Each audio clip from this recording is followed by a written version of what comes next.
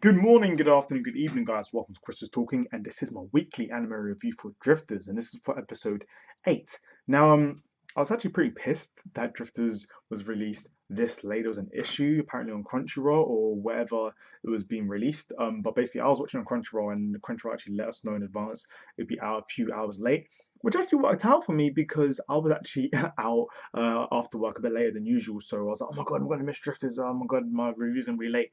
Turned out to be it came out late anyway, so yeah, I guess it kind of worked out for myself. Only thing is now I'm super tired, so unfortunately, I'm sorry if my review isn't as energetic as my usual reviews are. Um, One, I'm gonna blame that on JoJo because that episode was fucking hype. So check out my review for JoJo. I'll leave a little fucking link to that. So when you're done, do check that out. But it is like fucking what is it, like midnight 42. So let's try and get this out the way. Hella long introduction, but good morning, good afternoon, good evening, guys.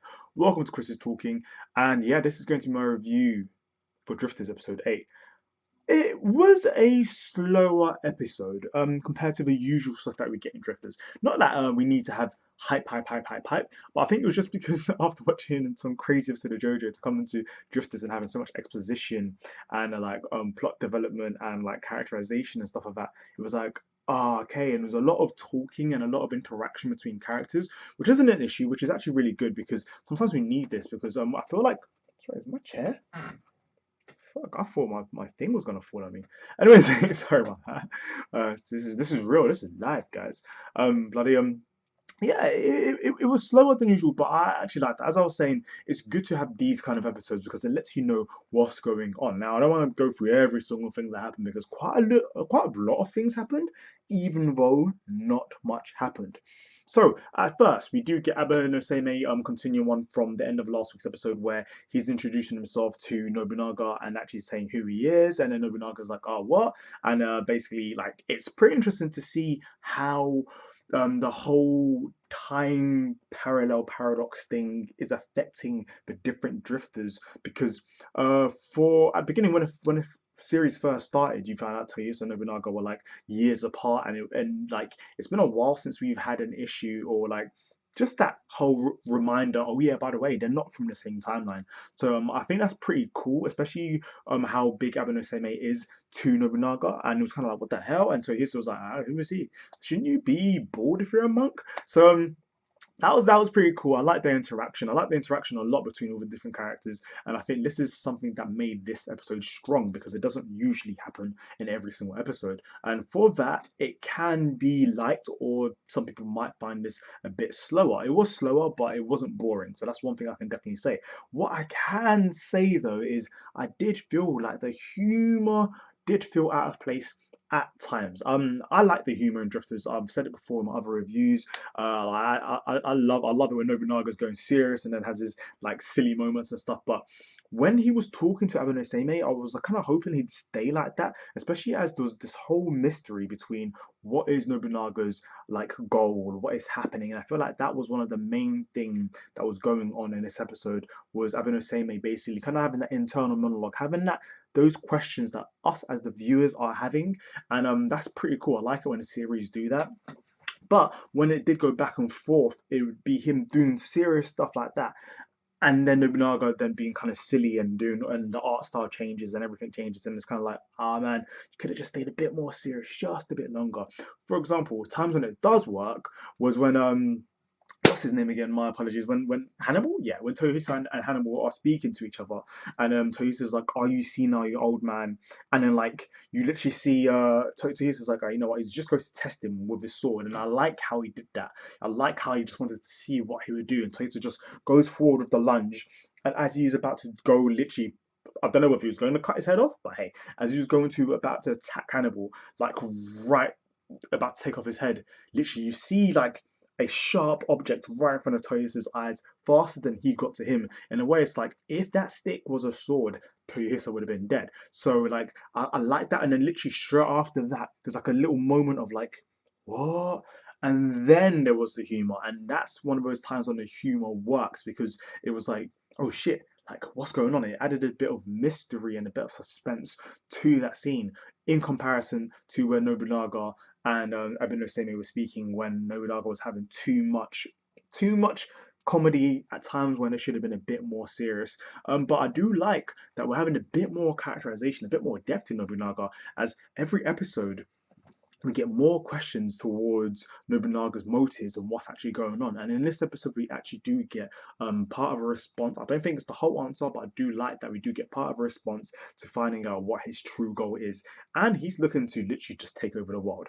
Like, that is pretty much it. That is pretty much it. He's just looking to take over the world. But he's looking to do it sneakily, and he's very smart about it. And I think that's one thing that he's brought from his previous life to this life, is how much of a tacticianist he is and how he can do things the from from the outside. So he wants someone like Toyohisa who's the face of it, and he's going to be from the outside making sure that Toyohisa gets shit done. And that's kind of like in real life as well. Like, you don't always have to be the person on the front line, even though Toyohisa will be the face and Toyohisa will be the king or the leader or the commander.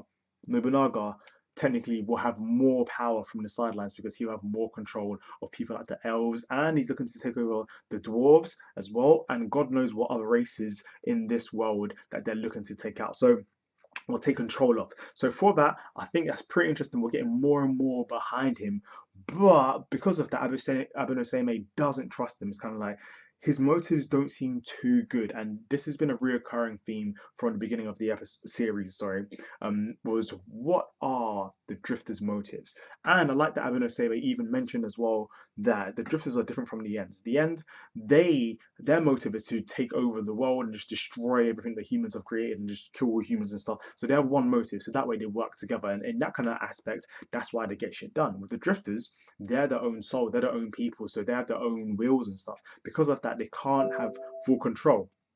And also because of that, it also means that you never know what's going to be happening with the drifters and where that's going. And apparently, the leader of the Orte Empire, he was apparently a drifter before. So it's kind of like, what is kind of going on here? So there's a lot of I don't know. There's a lot of signs that the drifters may end up switching sides to the ends, especially as we've seen in the previous episode that Joan of Arc, she was actually pretty nice. Not nice, but like the interaction at the end showed that she actually kind of had a heart, even though shit went fucking left for her. So yeah, I'm interested to see what's going on there. I also like that we actually got the interaction between Toyohisa and Nobunaga and Abunoseme about him letting Joan of Arc go and how that's going to affect this series. And I'm looking to see what's going to happen when we're going to see Joan of Arc come back and what her mindset will be and her objectives will be for the rest of this series. So that was pretty interesting.